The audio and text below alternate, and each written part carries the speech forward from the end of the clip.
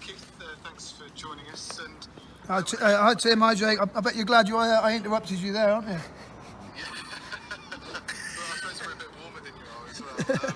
How cold was it tonight, by the way, Keith? No, it was beautiful. A little bit of a chill when we first got here. A little bit chilly, but surprisingly enough, it's got warmer and warmer.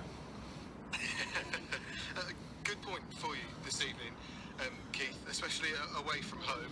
Is there a little bit of you had some big chances in the match, a little bit, just a bit disappointed you didn't get all three?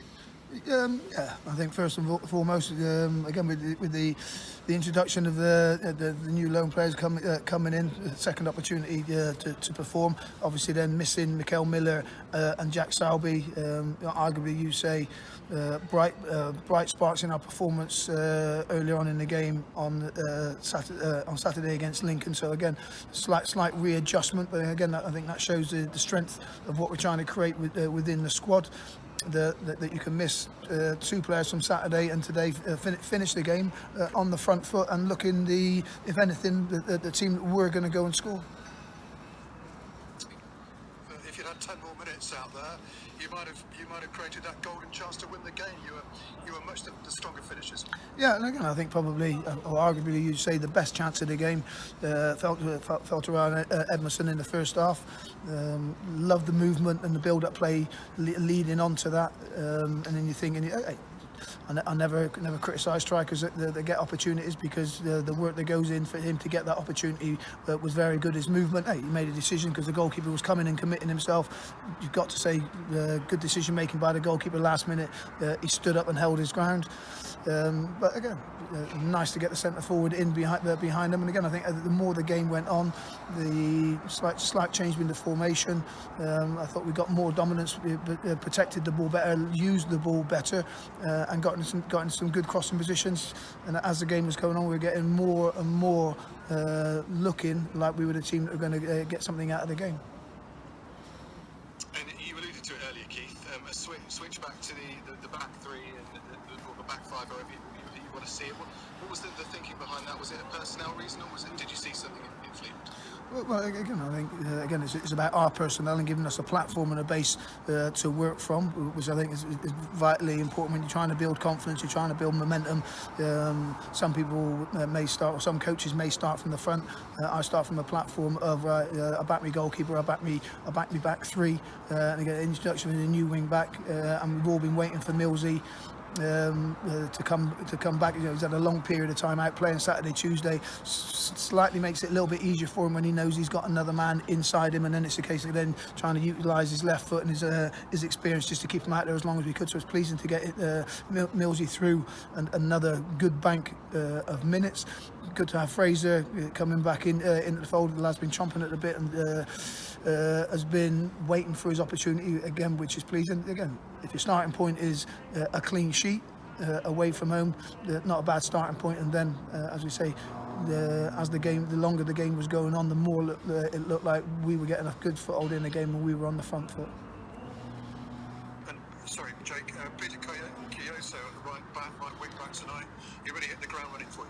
Yeah, I think he showed his value, and something that I touched on in his in the press conference on Monday was his defensive duties at the back post. I think within the first 5 minutes he made a clearing header at the back post that was excellent. Showed his athleticism, his bravery, and his determination that the lad was not going to make first contact from him. And I think that was from there on. I think he got better and better. There's things I still need to work on him with. Some of his releasing himself to go and close the ball back. He's that eager to go. Sometimes he's going when he's not going to get there. But again, the more the game went on and the more we were able to buy that pass and to get him into the forward positions, I think then it shows that he's got to win as he wants to get to the byline. The little combination play between him, Ryan, and then pulling it back to Ricky Corboa, excellent.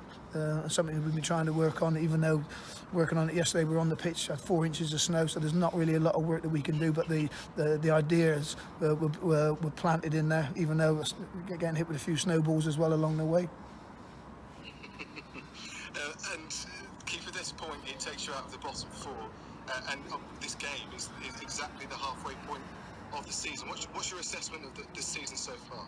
Well, again, I think us as a footballing department, us as a football club, we're trying to be progressive, and we're trying to be developing a style and an identity within the division. And again, I think that tonight, from the playoff final team, I think there's only Sam Hoskins that started.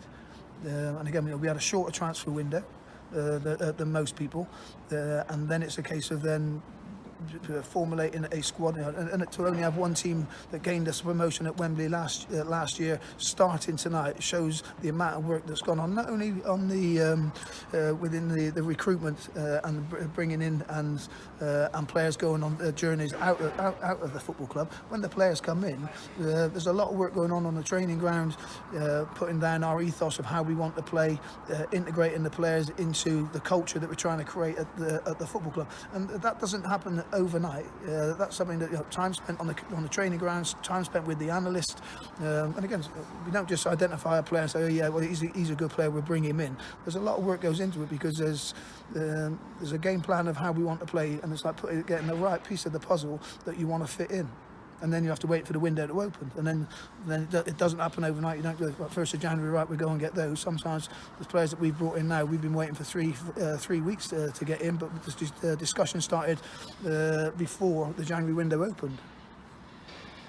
We won't just briefly look ahead to Wigan on Saturday, Keith, but as far as you're concerned, is your business done now in the transfer window, or might there still be another arrival or two at the PTS? Again, I don't think you ever say that your business is done unless you're top of the Premier League and you've won it by 10 points, and you can be quite happy with the squad that you've got. We know that we're trying to create an upward curve of the football club, and that's just not me, that's everybody, the chairman, the owners. We've got an understanding and a realisation of where we are and who we are, and what we're trying to create and what we're trying to build. And again, we don't do it by going buying the best players that are available in this division. We do it with more method and good housekeeping. That sometimes, yeah, it may take a little bit longer than what some people would like, but there's rhyme and reason between about the decision making that we're making. And just finally, Keith, looking ahead to Saturday, now I won't use the cliche, but it's a big game, isn't it? Towards the bottom of the table, Wigan with Thump this evening, and it's a big game.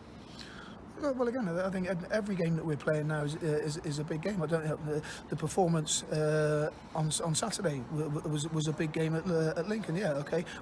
Things didn't go our way on that day, but the level of performance shows that we're on the right track. The level of performance tonight, again, arguably people would say, well, how can you be happy with just a point? Again, have a look at the performance. We were finishing strong, and again, that shows the confidence levels within the group, the understanding that was in the group. Again, and I think the subs, the impact that the subs made was very good tonight.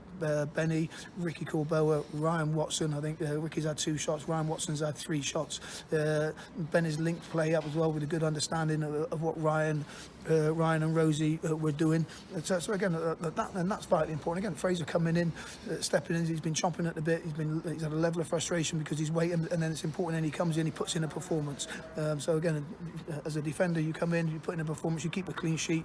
It's one of those, yeah, ticks another box. And again, at this time of the season, yes, results are important, but also as a coach that's trying to build that momentum and continue that upward curve, performances within every result is important as well. And again, I've just said to the players now, that gives us another tick in the box of what we're looking to do. Yeah, things we can still tidy up on, definitely. Things that we still need to improve on, definitely.